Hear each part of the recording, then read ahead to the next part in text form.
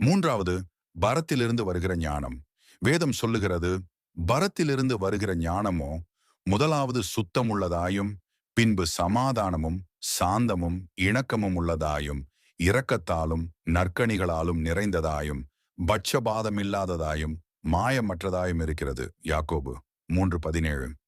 கர்த்தர் ஞானத்தை தருகிறார். அவர் வாய் நின்று அறிவும் புத்தியும் வரும். அவர் நீதிமான்களுக்கென்று மெய்ஞானத்தை வைத்திருக்கிறார். உத்தமமாய் நடக்கிறவர்களுக்கு அவர் கேடகமாயிருக்கிறார். நீதிமொழிகள் 2:3-7. தேவபிள்ளைகளே, கர்த்தர் கொடுக்கிற ஞானத்தால் நீங்கள் நிரம்பியிருப்பீர்கள் என்றால் ஒருபோதும் இடறி விழுவதில்லை. உலகத்தில் கோடிக்கணக்கான ஜெண்டுக்களின் மத்தியில் மிகவும் சிறியவைகளாயிருந்த மகா ஞானமுள்ள 4 கர்த்தர் தெரிந்தெடுத்து நமக்கு அறிமுகப்படுத்துகிறார். அவை அற்பமான ஜந்துவாகிய எறும்பும், சத்துவமற்ற ஜந்துவாகிய குழிமுசலும், வழி நடத்த ராஜா இல்லாத வெட்டுக்கிளியும், தன் கைகளினால் வலையை பின்னி அரசர் மாளிகையில் இருக்கிற சிலந்தி பூச்சியுமே ஆகும்.